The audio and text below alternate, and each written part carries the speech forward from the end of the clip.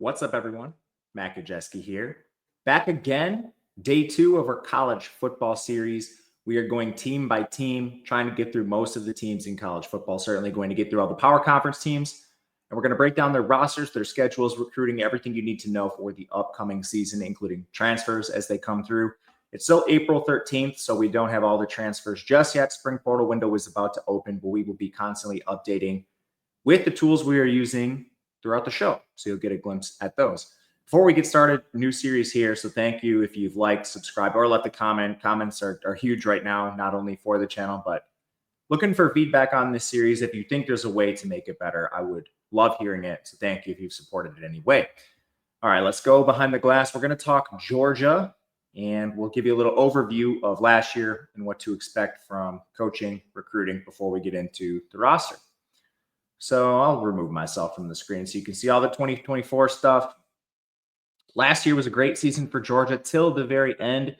They suffered 2 regular season losses. They drop a game to Alabama in that crazy. It ended up being a shootout, but Georgia had the massive lead and Alabama mounted a crazy second half comeback through Ryan Williams.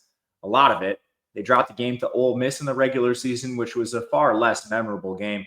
And then, of course, in the SEC championship, they have Carson Beck go down. Gunnar Stockton comes into the game. They're able to outlast Texas. And then Gunnar Stockton gets the start against Notre Dame in the college football playoff, ultimately leading to a loss. So Georgia finishes the season with 3 losses. And I mean, it's hard to call an SEC championship and a playoff berth a disappointment, but when your standard is national championships, that's almost what it was for Georgia. And as for on the field play, their offense was still relatively good. Passing definitely struggled, but honestly, a large part of that was the receiving unit, as you can see on the screen, came in 82nd. This unit was plagued with drops throughout the season, and they were also plagued by injuries. That's not something that was unique to the offense. When you just look at the defense, had a ton of defensive line injuries, like Mikael Williams was out for a while, among many others, and a lot of guys played through injuries, like Aguero, at safety, slot corner, played through a broken hand. But on the O-line, you had Jared Wilson missed 2 games. You had Ernest Green miss 3 games. You had Tate Ratledge miss 4 games. And plenty of others were playing banged up or missed portions of games. It was just an injury-riddled season with Georgia right from the start. You had Ra Thomas and Colby Young in the receiver room deal with off-the-field issues. Beck got hurt at the end, of course. So a lot of this goes into the efficiency metrics we saw from Georgia. And that's why I think their offensive line comes in 9th in pass blocking, 37th in run blocking. Crazy to think where they could have been at full strength. Pass rush and coverage come in a little bit below average. The only one that I don't really believe there's much of an excuse for is that secondary mark at 51. And, of course, they come in 54th in special teams, which is pretty wild considering they had Peyton Woodring, who was like an awesome kicker. They lacked in some other areas. But overall, a good season from Georgia. They could have been better, just marred by injuries a little bit. So as far as moving towards next season, starts with the recruiting. This team is recruiting at basically a top 2 rate in the SEC over the last 3 seasons, no lower than 2nd, which is crazy. You know, you finish 2nd overall in the country. A lot of times you're just trailing another SEC team, which happened in 2025, 2023. The biggest nuance here is they've retained these players extremely well. They've yet to lose someone from their 2024 class. That was the #1 recruiting class in the country. So now you have those elite players, some of them forced into action because of the injuries, with a year under their belt of experience, and they're all there. 56% of the 2023 class remains. That's a decent number, not great, not bad by any means either. So we move forward. And, of course, coaching staff has a lot of continuity. Kirby Smart remains. He took over this job in 2016, just an unbelievable record, 105-19. He's been to 3 national championships. He's won 2 of them, multiple playoff berths, comes from a defensive background. They have had to change some members of their coaching staff pretty routinely. That's just what happens when you're a national championship winning program. Offensive coordinator Mike Bobo has been in place since 2023.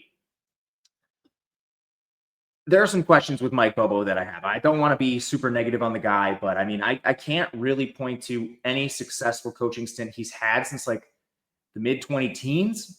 So going back to 2015, he takes the Colorado State job. That was in a decent – that program was in decent shape when he took it. and he sort of ran them into the ground. They were 28-35 total in his 4 seasons as head coach, but the 2 worst seasons came at the end. So that's not a great trajectory for a coordinator, especially at that level of play. Colorado State's not the easiest program to win at, but you're still playing in the Mountain West where half the teams are playing with an ankle weight because of their stylistics. And then from there, he went and he coordinated Auburn's offense in 2021. He was one of the reasons Bo Nix had to transfer to Oregon. You look at Bo Nix play at Auburn, like I was one of the main culprits talking negatively about Bo Nix, but he had an awful run at Auburn. Like, they could not figure out how to use him. And then he immediately goes out to Oregon and becomes a first-round draft pick. And now he's having success in the NFL. Like, how did Mike Bobo fail in that situation? Now, the Georgia offense was fine in 2023. I think that largely was not him. You had already developed premier NFL talents like Ladd McConkey and Brock Bowers. He comes in and he immediately gets to use those players in the final year of their collegiate availability. Then they go off to the NFL. You have a couple roadblocks, and suddenly the offense stalls at times. Carson Beck regressed. They had no consistent run games. Part of that because of injuries. They were on like 4th-string freshman backs. But the receivers also struggled with drops. And yeah, you had the players leave, and then you had the off-the-field issues with the program. But still, you can't be among the leaders in the country in drops with highly recruited players. So I have questions with Mike Bobo. I think they could do far better as a hire on offense, and I think he might hamstring this program over time. But I'm not Kirby Smart. He knows better than me. Defense, I have far less questions with Glenn Schumann. He's been there since 2019. I mean, and he's been there even longer than that, coaching linebackers before. So this should be a solid unit. They have been for years. Injuries more were the roadblock to anything in their most recent season there. But let's go to the roster. So this is our tool we've made. The rating system, it's designed to be on a 0 to 100 point scale. It evaluates your recruiting ranking. And from there, the more you play, the more it relies on on-field play. So if you're a 5-star recruit, that's going to boost you initially. But then if you suck on the field, it's going to continually drop. So that's what the goal is. We have snap counts. Players in yellow are transfers. Players in like the pinkish red are injured right now. We'll contextualize them. But for Georgia, pivot point right away, and this is the case with a lot of SEC teams this year, they have a new quarterback. We're anticipating Gunnar Stockton wins this job, but that is not set in stone. Like most Georgia years, this is a team that has a loaded quarterback room. They do lose Carson Beck. A lot of people, I think, would argue that is for the better, but he was the 35th most efficient QB on 300 dropbacks, so it's not like you're losing no one. He is an important player who was still good last year, although probably not great. Stockton does have some pretty decent numbers, nearly a 69% completion percentage for 7.1 yards per attempt, 3 career big-time throws and 4 turnover-worthy plays. And that's what I want to hone in on and why his numbers probably aren't as good as other players that are just taking over a starting job, like maybe a Ty Simpson potentially for Alabama if he wins that job. We did see Stockton play. He played against Texas in the SEC championship. He played against Notre Dame. But the biggest concern is this guy was just inexperienced, and I think game awareness was a problem. He had multiple fumbles, multiple interceptions. He took 6 sacks on 27 pressures in those 2 games. Those are all things that should improve with experience. You know, as you get more time in SEC pockets, you're just naturally going to take less sacks if you're a good player. So I think there's a lot of hope for him. As usual, the points of fragility with this model are inexperienced players and players jumping in level of competition, whether that's transferring down or up.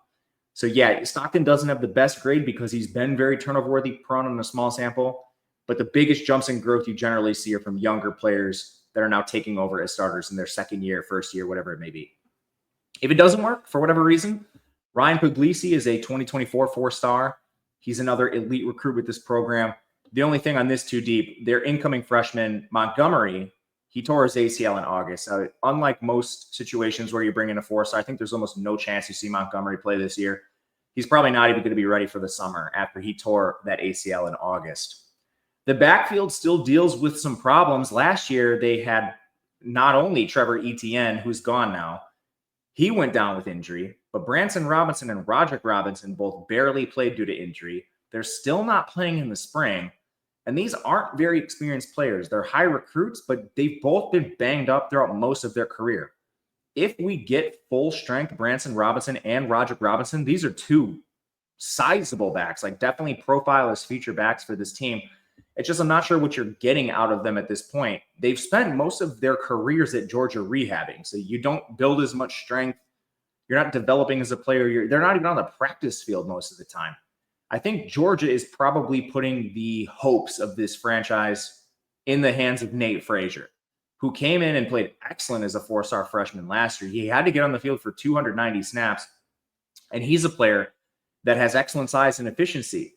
He's 5'10", 210 pounds, and that was as a freshman. You know, we're talking 18 years old.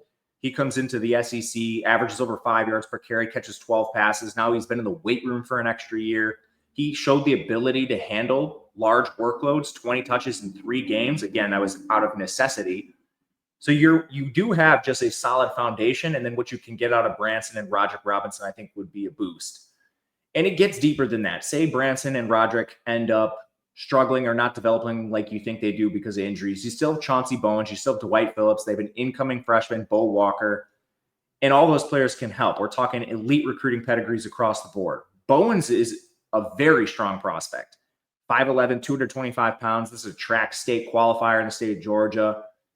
And he has that speed at that size. You look at Phillips, he's just more of a gadget player. He has the track speed as well, but we're talking 5'10", 175. But still, that's useful for special teams. He's been a kick returner throughout his career, going back to high school. You can use scat backs like that. And then, of course, the incoming freshmen. Georgia will play them if they need them, so Walker being there as well. It's a strong unit, and I think Nate Frazier could be potentially a little underrated considering this guy was forced into action right away. The receiver room is where I start to have some problems. I don't really see how it could possibly be worse than last year. They were one of the worst teams in the entire country with drops. And among the incumbents, I think it's a positive. A lot of them are back. The main ones that return are Dylan Valley, 6'1", 210. And I guess Vanderbilt transfer London Humphreys is back. He's 6'2", 200 pounds. I think he's especially at risk of falling down the depth chart here. Bell finished third on the team in receiving with 466 yards. The interesting thing with Bell is they've actually moved him to running back for part of spring work because they've been so shorthanded with both of the Robinsons still battling rehabbing injuries. So that makes me think that maybe Bell is not towards the top of the receiver depth chart, but this is something that will shake out throughout the summer, just something worth noting. I guess it's nice you have that skill set to potentially move him around. Humphreys, I mean, he caught 15 balls for 244 yards. He should have probably stayed with Vanderbilt. He's just not likely to see a lot of snaps if this room goes the way they want. And that's because they've added a nice blend of transfers to their elite recruiting classes. They bring Zachariah Branch from USC, the former 5-star receiver. They bring in Noah Thomas from Texas A&M, a former 3-star, but played quite a bit for them. Starting with Branch, he has decent production. The 5-star number is going to carry a lot of weight with this team, but you're going to hope for some development that Lincoln Riley wasn't able to cultivate. With USC last year, he caught 47 balls for 503 yards. The biggest concerns in the profile, 53% of snaps. If you watched USC last year, they weren't exactly a very good team. How did you only play 53% of snaps? There's just some information we don't have. Was he injured? Was this a between the ears thing? We don't know. All I can say is that it's a concern that you were this 5-star stud sophomore who had a better freshman season and couldn't get on the field for more than 53% of the snaps. He also had poor efficiency, 1.57 yards per route. For reference, strong numbers are above 2.0. Elite numbers are above 3.0. So like your Malik Neighbors, Brian Thomas, the guys that get drafted are in the 3.0 range. He was at 1.57, so he's not even in the good range. Hopefully we see some development here. He's 5'10", 180 pounds. He will return kicks, but we need some development out of the 5-star. He has not quite shown it, and that's maybe why, if you're surprised seeing this number on the screen, his player rating coming in as low as it is. 69, he's not even in the 70s. And this is supposed to be a 0 to 100 scale. So yeah, above average player, but hasn't quite developed the way you might have thought. Noah Thomas comes from a much lower level of recruiting, so he didn't have the same expectations. He's a different receiver. He's 6'5", 205 pounds, caught 39 balls for 574 yards with a really weak Texas A&M passing attack last year. So there's definitely some untapped potential with him. Not to mention his body type's just a little different than a lot of people on this team. But that's where you start. I think it's a solid foundation in terms of just the floor you're going to get. You have good recruits that have played a bit for this team. But the true ceiling is probably unlocked with this current freshman class or some of the young players. They bring in a 5-star Talon Taylor. They also bring in a highly recruited 4-star CJ Wiley, and both of them have been receiving a ton of hype in spring. Now, let's get to summer camp before we anoint them the chosen ones. But as we've seen recently, some of these 5-stars like Jeremiah Smith, Ryan Williams, they can come in and play right away. At least some of them can. Cam Coleman had his flashes last year.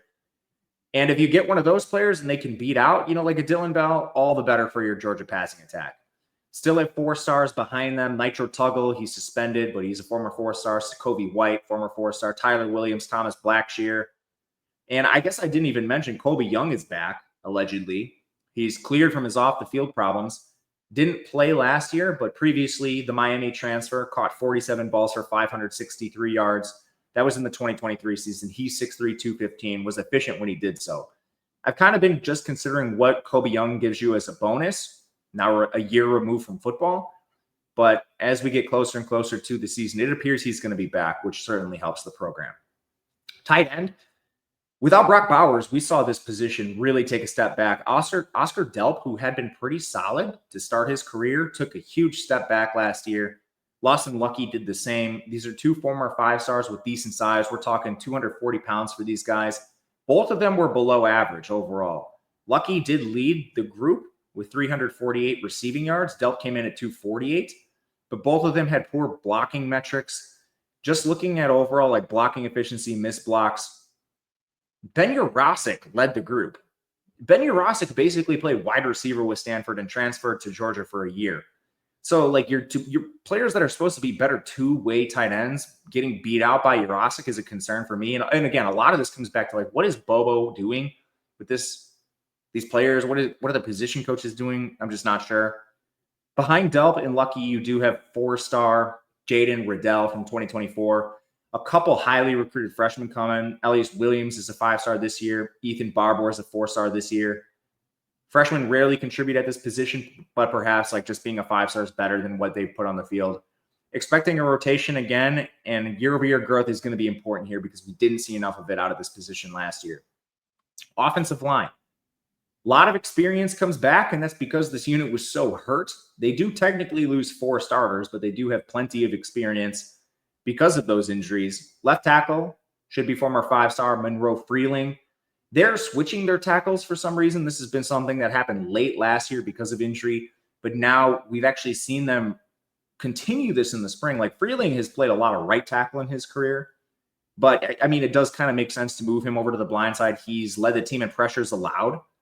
And honestly, this could have been better. Moving a player from right to left midseason is not ideal. So perhaps now the full offseason benefits Freeling. He has good numbers. Left tackle is not a concern for me. I don't think right tackle is either. Ernest Green is here now. He started at left tackle last year, played 530 snaps. He played 846 snaps in 2023. He did see a slight drop in production last year, but he was also hurt. So it's just a little bit confusing to me why you're making the switch. But again, I'm not at practice. I think both of them are fine either way. And I guess the versatility is positive for you. Inside, Micah Morris returns. He's been starting for 2 seasons, missed a few games last year as well, but he honestly was the stalwart on this team. He led the team in total pass blocking efficiency, only allowing 4 quarterback pressures all year. So you have an absolute lock solid left guard. Center and right guard are a little more questionable. Drew Bobo had to start 2 games last year because of injury. He should be playing your center position. He was decent on his play, but I dug into this and looked at the games he started. Tennessee Tech, Mississippi State, and UMass, he played awesome. Looks like a future starter that you can count on in those games. What do all those teams have in common? Well, they're not very good. There's levels to this. Tennessee Tech and UMass, obviously super low level, but Mississippi State brought up the rear of the SEC. They were not a real threat, especially their pass rush was horrible. And then when he played Auburn, he had to play 68 snaps in that game, and he looked like a turnstile. So I've got questions at center at least. 3 great games against bad teams, 1 horrible game against Auburn. We'll see what he can provide. He's not proven, but a couple starts under his belt's not bad. Right guard is open. I don't know who this is going to be. Right now, allegedly redshirt freshman 2024 4-star Dan Calhoun is the favorite, but he just got hurt in spring. He missed about the latter half of practice. So Michael Uni is also in the mix now. Just not sure what right guard is going to give you. Obviously, it's going to be a highly recruited player, a 4-star, something of the sort. but that is to be sorted out in the fall, it seems. I do have some questions with depth. Yeah, Nair Daniels, Bo Hughley, former 4 stars, probably going to be tackles. They have like a ball of clay in Jazari Jackson. He has a really low grade on this system. I don't have him in the 2 deep right now, but he did play 10 snaps last year. He wasn't recruited, and that's because he originally was a basketball player. He's 6'10", 350 pounds. I just don't know what these guys are going to give you overall, but he's at least there. That's worth mentioning, and they're counting on him a little bit for depth. But from there, your interior, I think, should be a little bit better. You have a lot of players in the 2 deep: Jamal Merriweather, Malachi Tolliver, Juan Gasson, Cortez Smith, Mason Short, Dennis Uzoka Chukwu, Dontrell Glover. Some of them incoming 5 stars, 4 stars. There's a ton of depth here, as you can see down in our little reserve section. So many players on the O-line to fill the 2 deep. And Marquise Easley, didn't even mention him. He was involved in, the nitro tuggle driving stuff. He's suspended as well. I'm not sure if he'll play. The offensive line is very deep. It's not as proven as certain years, but you at least have a foundation of 3 rock-solid players. I think you could argue 4, with the real question for me coming at that final guard position, likely to be filled by a redshirt freshman, a freshman or a sophomore of elite recruiting caliber. Going to defense, this is where we saw either some struggles or a lot of change. Georgia did lose their top 6 defensive linemen, and a lot of those came at the edge group. So this is probably the least experienced group on the entire team. Doesn't mean it's bad. We have elite players across the board. In the 2 deep, you see 2 5-stars right away. Joseph, Jonah, John Jay, Isaiah Gibson, they're 5-stars. Jonah Ajane got a little bit of production last year, played 49 snaps. Isaiah Gibson's an incoming 5-star, but he's one of the highest recruits in the program. So we have them tentatively pegged in there. The most experienced is Gabe Harris. He's only played 175 and 106 snaps the last 2 years. Justin Green, we have as the final player in the 2 deep, but that could honestly come down to someone else. Quintavious Johnson, Chase Linton are still on the edge for these teams.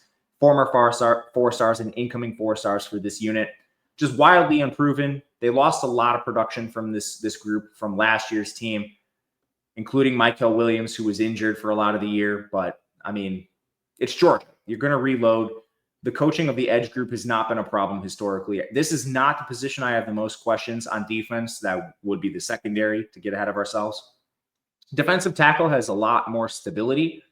Kristen Miller's back after 385 snaps last year, 209 snaps the year prior. They love to use a deep rotation at defensive tackle, so don't be alarmed by the limited snap production. Honestly, that can help some of these players, going back all the way to the Jordan Davises of the world when he played at that crazy weight with elite production. The question can be raised, would some of these guys be as productive if you force them onto the field for 600 plus snaps? I think the answer is no, so I honestly like the way they can play in rotation. And Kristen Miller, oh my goodness, this dude was an absolute stud when he played. 6'4", 305 pounds, just an absolute anchor against the run. 19 quarterback pressures from the interior. I mean, he was besting some of the edge players in quarterback pressures. This is a solid foundation. And McLeod's not that far behind. He played 158 snaps, so definitely less proven, but you have at least the foundation to work on here. And then Jordan Hall should be back. This guy was injured for the entire year. He played 177 snaps in 2023. He's a former 5-star. He's now entering his 3rd season. I'm very excited to see what Jordan Hall offers off the injury that we were robbed of from last year. Just very sad. And then finally, Elijah Griffin we have in the 2 deep. He's an incoming 5-star, just a crazy elite player. But this interior defensive line has so many players from the last 2 classes that could potentially play. Jordan Thomas got 30 snaps last year. Nasir Johnson, 11 snaps. Nnamdi Aboko, 18 snaps. They have Darren Ekinagban from this class. He's a 4-star, but he's a high 4-star. I mean, any of these players, and honestly, 3 or 4 of them are probably going to work in rotation just because that is a staple of what Georgia does on defense, keeping guys fresh, giving them experience. From there, we go to the linebacker position. CJ Allen's back after he played 641 snaps. Raylan Wilson's back after 420 snaps. This unit should be decent. I think there's a chance it is far above average. Both these players are former 4-stars. They have their strengths and weaknesses. For reference, Allen, he led the team. He was second on the team in tackles at 76. But when he was a coverage player, when they would attack him in the pass game, he could be beat there. Wilson was a little more balanced across the board without any of the elite numbers. So I think with just year-over-year growth, it should be a good position. Both these guys are kind of your prototypical 2025 linebackers built to play in space. They're currently both listed at the exact same size, 6'1", 235. But I mean, this unit's deep. 4 stars. Actually, they got a pair of 5 stars from last year's class. Justin Williams, Chris Cole. These guys are in the 2 deep, could certainly play at any point in time. That is elite depth. 2 5-star sophomores for this team that didn't have to play last year should be available in rotation. A couple of incoming players as well. Zayden Walker is a 5-star from this year. AJ Crua, he's another 4-star. I mean, this linebacker position is absolutely loaded. As I'm just breaking it down for the video, I'm talking myself into it more than just when I looked at it on paper prior to the show. I mean, this could be an absolutely elite unit. As you can see, had sort of changed my tune and gotten more and more excited about it as the show has gone on. Just don't see any way like they don't have an elite player, whether, in the case of adversity, injury, or poor play from someone. Like, how do you not fall back on one of these guys and still be fine? I don't know. Defensive back is the biggest question for me. You're moving forward with a lot of the same guys. This was a poor unit last year. It was easily the weakest link of the defense. At outside corner, you're using Daniel Harris, a former 5-star, and Dalen Everett, a former 5-star. Everett was the best player on this defense, I think. Maybe outside of KJ Bolden. Bolden was awesome. There is some nuance to Everett. So just to break down Everett and Harris, the boundary corners we're projecting. Right now, Everett, I think, is boosted a little bit by having 3 touchdowns. So, yeah, he gets the interceptions. He brings them back to the end zone. This model does include some EPA, so you expected points added. Both of them allowed a completion percentage over 68%. That's not a fantastic number. So I think perhaps Everett was maybe boosted a little bit by some of those opportunistic plays he had. But even after that, he had a solid body of work. And now you project the growth a year forward, a 5-star another year in the system. This should be an awesome unit for the boundary corners. They also have a lot of just elite players behind them. You have Ellis Robinson, who's a 5-star from last year. He played 51 snaps. A couple players that were a little deeper, Chris Peel, Andre Evans, Dominic Kelly, all former 4-stars. They should help. So the corner spot, I think, should be better. You just have the experience blended with the elite talent. I'm a little worried about the overall top-end output for Everett, but I mean, this is a multi-year starter. I don't think we should be super concerned. At slot corner, Janelle Aguero played 328 snaps. Pretty middling in terms of efficiency, but he's a hard player to evaluate because he revealed after the season he'd been playing through a broken hand. So I think there's a chance he's honestly a little better. He's a former 5-star. If he's not, for whatever reason, they did add Adrian Maddox from UAB. You're not going to see a lot of transfers on Georgia playing typically because their recruits are so elite, but he's potentially one. Some of these guys are just more for depth. Honestly, all the slot corners and safeties they brought in with the portal, I think these are all just depth pieces. Maddox, for example, coming from UAB, he originally came from Alabama State. So now this is the second consecutive year we're seeing a player make a monstrous jump in competition. He did somehow only allow 17 catches with UAB last year, which is awesome. But still, you go from Alabama State to UAB and now Alabama in the all in 2 years. We'll see about that. And luckily, they probably don't have to play him. They have Aguero ahead of him. Safety's just fine. You got KJ Bolden, who I think is probably your best secondary player, ahead of Everett a little bit. He was an elite recruit in 2024, pressed into action right away, only allowed 121 yards the entire season, and he floated between safety and slot. So, I mean, you can move around some of these players in your secondary. I think the second spot is a little more open, which makes sense, I guess. Like Ja'Cory Thomas, he's the player I've read the most about for Georgia so far this offseason. But clearly they had a contingency plan if they couldn't find someone on the roster to work, because they bring in Zion Branch, the brother of Zachariah. Honestly, that seemed just like it was going to be a pairing. Zachariah was the crown jewel of those brothers. If you wanted Zachariah, it's like Zion's probably coming along. And they bring in Jaden Harris from Miami. Harris, he played a lot last year, 661 snaps, was below average on those. Branch got 217 for USC, and USC's defense wasn't any good. They do have depth. DeMello Jones, Todd Robinson, Jonte Gilbert, Jalen Morgan, Rayshawn Dinkins are all on the roster. They're all 4 stars. So there you go. You have your youth, you have that blended with the transfers you brought in. You're just looking for an answer at one of those positions. Morgan's the only one really battling an injury right now. He's been out for the spring. You have a lot of highly recruited players that could take over for any of those transfers, which is worth mentioning. To clean up the rest of the stuff, special teams should be better for Georgia this year. Woodring is back for his third season as the starter, I believe, if I'm not mistaken. Yes. He's never missed an extra point, only missed 2 field goals last year. Both of them were beyond 50 yards.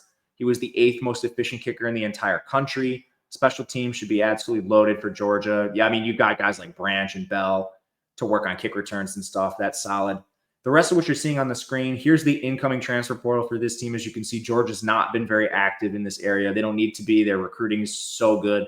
Departing transfers, the only ones to really mention of note to me, Carson Beck, of course. Damon Wilson going in conference, I think, is a little bit worrisome. But otherwise, these are all players that were just depth. Rashad is gone. He's hitting his third team. The ones that project to be big contributors, like Julian Humphrey started a lot of games for Georgia last year, but then he was benched midseason and clearly very upset about it, so he leaves. Otherwise, we talked about a lot of the departures in the overall breakdown, but you can find those here, offensive and defensive. And schedule. Let's get to it quick before we head out. We have Georgia's schedule right here. I'll remove myself. By SEC standards, I think this is middling. You have a couple things of note. Non-con, I don't think, is the most difficult. But in conference, you do have some potential roadblocks.